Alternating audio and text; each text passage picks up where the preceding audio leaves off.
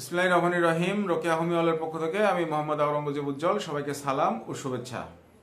আজকে কথা বলবো আইবিডি বা ইনফ্লামেটরি বাউল ডিজিজের প্রধান দুটি ধরন, তার মধ্যে একটি আলসারেটিভ কোলাইটিস নিয়ে। তা ইউসি দীর্ঘমেয়াদী প্রদাহজনিত অন্ত্রের একটি অসুখ এবং এটি বেশিরভাগ ক্ষেত্রে রেকটাম থেকে শুরু হয়।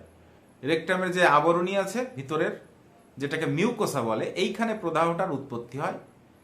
আর রোগটা যত বাড়তে থাকে ধীরে ধীরে এটা একটা কন্টিনিউয়াস প্যাটার্নে বাড়তে থাকে, অর্থাৎ রেকটাম থেকে একটু উপরের দিকে সিগময়েড কোলন, তার একটু উপরে ডিসেন্ডিং কোলন, তার একটু উপরে ট্রান্সভার্স কোলন, এভাবে আস্তে আস্তে রোগটা বাড়তে থাকে।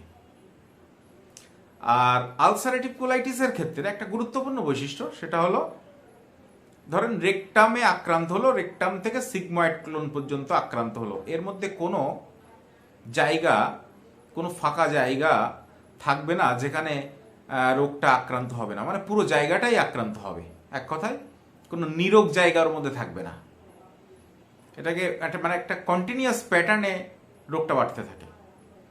এখন সব রোগীর ক্ষেত্রেই যে পুরো কোলনটাই আক্রান্ত হবে বিষয়টা এমন নয়। এটা ডিপেন্ড করে রোগীর ক্ষেত্রে, কতদিন সে রোগে ভুগছে, তার প্রদাহের মাত্রা, এই হিসাবে এটা ডিপেন্ড করে। তবে রোগটা সাধারণত একটা কন্টিনিউয়াস প্যাটার্নের দিকে আগায়। আচ্ছা, এখন আলসারেটিভ কোলাইটিসের যে বিস্তার, রোগের যে বিস্তার, সেই বিস্তারটার দিকে যদি আমরা খেয়াল করি তাহলে আমরা দেখতে পাবো তিন ধরনের আলসারেটিভ কোলাইটিস আমরা দেখতে পাই।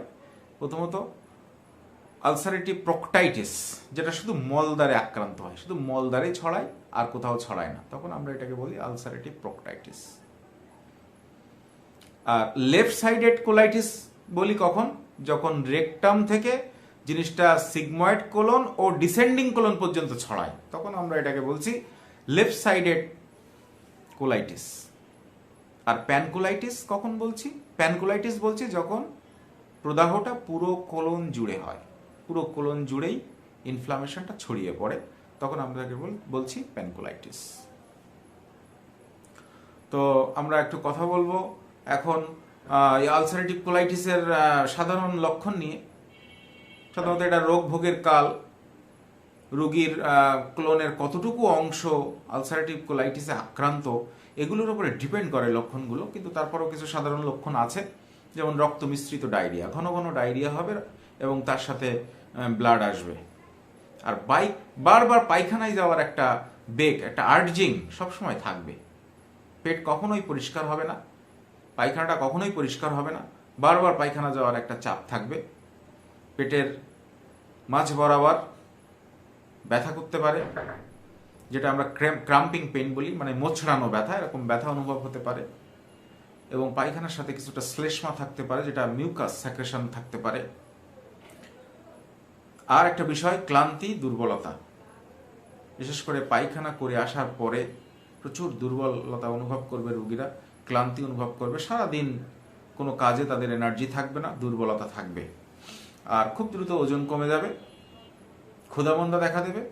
আর সিভিয়ার ক্ষেত্রে, বিশেষ করে রোগের খুব সিভিয়ার পর্যায়ে এটা যেটা হয়, সেটা অ্যানিমিয়া দেখা দিতে পারে, তারপরে পানিশূন্যতা দেখা দিতে পারে, সাথে জ্বর থাকতে পারে শরীরে। এরকম সমস্যাগুলো সিভিয়ার কোলাইটিসও হতে পারে এক পর্যায়ে যে। তো আলসারেটিভ কোলাইটিস নিঃসন্দেহে একটি জটিল সমস্যা। তবে আলসারেটিভ কোলাইটিসের যদি আমি হোমিওপ্যাথিক চিকিৎসা নিয়ে একটু কথা বলি, আমাদের ক্লিনিক্যাল যে এক্সপেরিয়েন্স, সেটাতে আমরা দেখেছি যে আলসারেটিভ কোলাইটিস অধিকাংশ ক্ষেত্রে হোমিওপ্যাথিক ওষুধ সেবন আর পাশাপাশি কিছু নিয়ম কানুন মেনে যদি চলা যায়, রোগটা খুব দ্রুত নিয়ন্ত্রণে আসে এবং একটা নির্দিষ্ট সময় পর্যন্ত চিকিৎসা নিলে মোটামুটি রোগীরা লং টাইম ভালো থাকতে পারে। তো আমার সব ভিডিওতেই কিন্তু আমি একটা কথাই বলি, চিকিৎসা জিনিসটা যেমন মুখস্থ বলে দেওয়া যাবে না যে আলসারেটিভ কোলাইটিসের জন্য এই ওষুধ এরকম সিস্টেম হোমিওপ্যাথিতে নাই। তাহলে কি করতে হবে? প্রত্যেকটা রোগীর কজেশন আলাদা, প্রত্যেকটা রোগীর পারিবারিক ইতিহাস আলাদা, তার রোগ ভোগের সময় আলাদা, তার শরীরের ইমিউনিটি আলাদা, তার শরীরের সিমটমগুলোর বহিঃপ্রকাশ আলাদা। প্রত্যেকটা রোগী ইন্ডিভিজুয়ালি সে আলাদাই।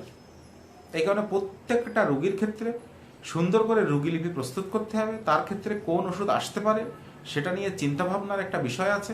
এভাবে হোমিওপ্যাথিতে মূলত ওষুধ নির্বাচন হয়। এই কারণে ভিডিওতে ঔষধের কথা বলা যায় না, তবে আমাদের ক্লিনিক্যাল এক্সপিরিয়েন্সের কথা আমরা বলতে পারি। আমরা বহু রোগী দেখেছি আলসারেটিভ কোলাইটিসের। বেশিরভাগ রোগী যারা নিয়ম মেনে ওষুধ খেয়েছে বা নিয়ম মেনে চলেছে, তারা বেশিরভাগ ক্ষেত্রে সুস্থ এবং স্বাভাবিক 8-10 জন মানুষের মতো জীবনযাপন করছে। তো যারা আলসারেটিভ কোলাইটিসে ভুগছেন, খুব দুশ্চিন্তা না করে আপনার পার্শ্ববর্তী একজন ক্লাসিক্যাল হোমিওপ্যাথের শরণাপন্ন হন, যিনি এই রোগগুলো বিষয়ে অভিজ্ঞ। প্রয়োজনে আপনারা আমার সাথেও যোগাযোগ করতে পারেন এবং ধৈর্য ধরে আপনারা একটা লং টাইম ওষুধটা খাবেন, নিয়ম মেনে চলবেন। আশা করি খুব দ্রুতই সুস্থ হয়ে উঠবেন। ভিডিওটি ভালো লাগলে সাবস্ক্রাইব করে পাশে থাকবেন। ধন্যবাদ সবাইকে।